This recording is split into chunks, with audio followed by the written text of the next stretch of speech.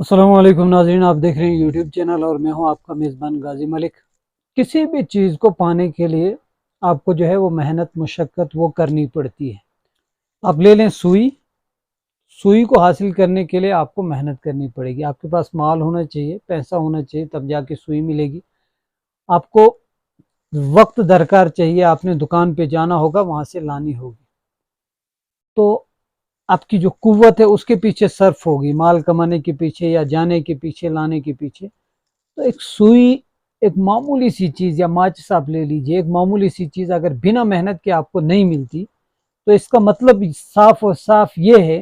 کہ دنیا کی بڑی سے بڑی چیز جو ہے آپ کو بنا محنت کے تو نہیں ملے گی۔ پھر دنیا کی بڑی سے بڑی چیز وہ تو ٹھیک بات تھی، لیکن ایسی چیز جو دنیا کی بھی سب سے بڑی چیز ہے، آخرت کی بھی سب سے بڑی چیز ہے، مسلمان ہونے کے ناطے میں بتا رہا ہوں، تو وہ تو پھر سب سے مشکل ہوگی، اس کے لیے تو سب سے زیادہ قربانی چاہیے حاصل کرنے کے لیے۔ لیکن ایک عجیب دستور یہاں پر یہ ہے کہ اللہ تبارک و تعالیٰ نے اس کو حاصل کرنے کے لیے آپ کو جو ہے وہ مشکل نہیں رکھی ہے جس مشکل کی وہ چیز حقدار تھی، یعنی جتنا مشکل وہ ہونا چاہیے تھا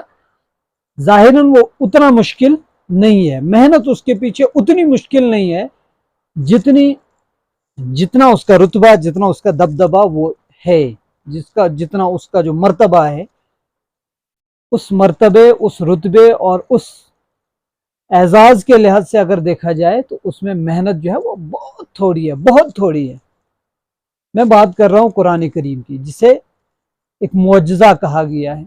جب ہم نے رمضان کے جو 30 روزے ابھی کچھ چند ایک بقایا ہیں، جب ہم نے اس رمضان کے مہینے میں قرآن کریم کی جو تراویح ہے وہ مکمل کی، یعنی ہر رات کو ایک پارہ مکمل ہوتا تھا، کبھی کبھی 1.5 ہو جاتا تھا، کبھی کبھی اس سے تھوڑا کم، ایسا کر کے۔ تو امام صاحب نے اسٹیمیٹ رکھا تھا کہ شب قدر کے دن ہم نے جو ہے 30 پارے مکمل کرنے تھے، اور اگر ہم اوسط رکھیں کم سے کم، چلو شب قدر نہیں، اب رمضان کے آخری جو تراویح ہوگی اس میں قرآن کریم مکمل کرے تو بھی آپ کو جو ہے ہر دن آپ کو کم سے کم ایک پارہ تو پڑھنا پڑے گا، اور ایک پارے میں 20 صفحے ہوتے ہیں، 20 پیجز، ایک پارہ 20 پیجز کا ہوتا ہے، اور 20 پیجز اس مولوی صاحب کو جو ہمیں تراویح پڑھتے تھے، یا کہیں بھی جہاں پر بھی قرآن کی تراویح ہوتی ہے، ان تمام حفاظ کے سینے میں محفوظ ہوتے ہیں 20 پیجز۔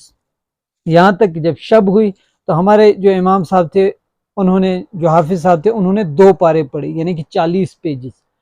لیکن ایک عجیب اتفاق، ایک عجیب کہانی وہ یہ کہ ان 40 پیجز کے درمیان میں ایک دفعہ بھی نہ کوئی لقمہ لگا،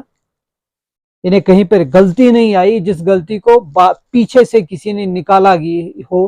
کہ یہ چیز، نہ کہیں لقمہ آیا۔ دوسری چیز، نہ ان 40 پیجز میں کبھی بھی امام صاحب نے قرآن اٹھا کر یا کھول کر یہ چیز دیکھنے کی کوشش کی کہ آگے مجھے اب کیا پڑھنا ہے، کہیں مجھے غلط نہ ہو جائے۔ یہ ایک معجزہ ہے۔ اور میں نے کیوں کہا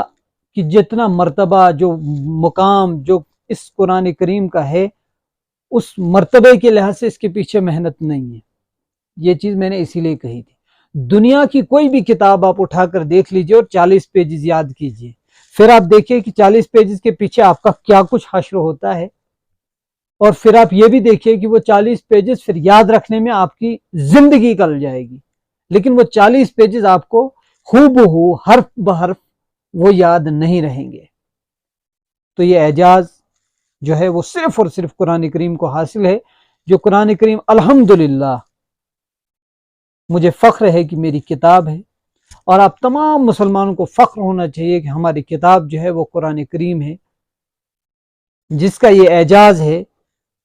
کہ 6 یا 7 سال کا بچہ جو ہے وہ اسے اپنے اندر محفوظ کر لیتا ہے، جبکہ دنیاوی اعتبار سے دیکھا جائے تو ناممکنات میں سے ہے کہ کوئی دنیا کی کوئی ایسی کتاب ہو جو آپ ہو بہو حرف بحرف، جس میں نہ زیر کی، زبر کی، پیش کی، کسی بھی قسم، کسی نشان کی جو ہے وہ اونچ نیچ ادا کرتے وقت آپ سے نہ ہو، اس طرح سے 6 یا 7 سال کا بچہ اپنے ذہن میں دنیا کی کوئی بھی کتاب جو ہے وہ محفوظ کر لے، یہ ممکن نہیں ہے۔ صرف اور صرف ممکن ہے تو وہ ایک چیز ہے کہ قرآن کریم 6 یا 7 سال کا بچہ اپنے اندر جو ہے وہ محفوظ کر سکتا ہے۔ تو یہ اعجاز اس کتاب کو حاصل ہے۔ تمام ماں باپ کو فخر ہونا چاہیے جنہوں نے اپنے بچے کو مدرسے کی اس چٹائی پر بٹھانے کے لیے بھیجا، اپنی آنکھوں سے اوجھل، پتہ نہیں مولوی صاحب اس کے ساتھ کیا کر رہے ہیں، کتنی پٹائی اس کی ہو رہی ہے، یہ سب چیزیں برداشت ماں باپ کرنے کے باوجود جب اس کا بیٹا آج حافظ قرآن ہے تو اس ماں باپ کو فخر ہونا چاہیے کہ میرا بیٹا جو ہے وہ حافظ قرآن ہے، اس کے سینے میں 30 پارے قرآن جو ہے وہ حفظ ہیں، حرف و حرف محفوظ ہیں، اور دنیا کی کوئی بھی طاقت قرآن کریم کو مٹا نہیں سکتی۔ اس کی وجہ صرف اور صرف یہی ہے کہ ہمارے پاس جو موجود حفاظ کرام ہیں انہی کی بدولت ہمارا جو قرآن ہے وہ محفوظ ہے۔ اور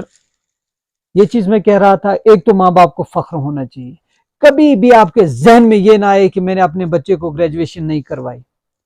کبھی بھی آپ کے ذہن میں ذرہ برابر یہ ہچکچاہٹ یا کبھی آپ کو یہ چیز نہ لگے کہ میں نے اپنے بچے کو بی ایڈ نہیں کروائی، ایم اے نہیں کروائی، پی ایچ ڈی نہیں کروائی، کے ایس نہیں کروایا، آئی اے ایس نہیں کروایا، یہ چیز آپ کے شان کے خلاف ہے، آپ کے اس بیٹے کی شان کے خلاف ہے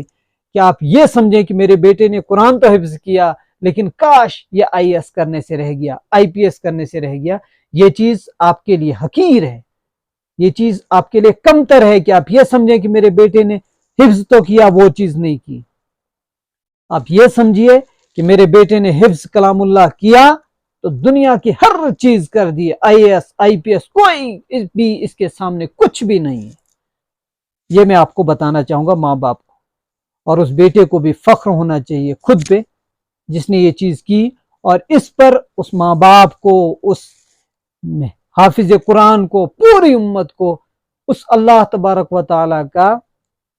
شکر دن رات جو ہے وہ کرتے رہنا چاہیے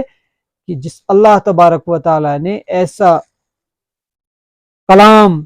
ایسا قرآن کریم جو ہمیں عطا کیا جو ہم جو ہے اپنے سینوں میں محفوظ کر سکتے ہیں۔ اس کے ساتھ ہی رمضان کے ایام میں آج پھر آپ سے اجازت چاہتا ہوں، اگلی ویڈیو تک کے لیے اللہ حافظ۔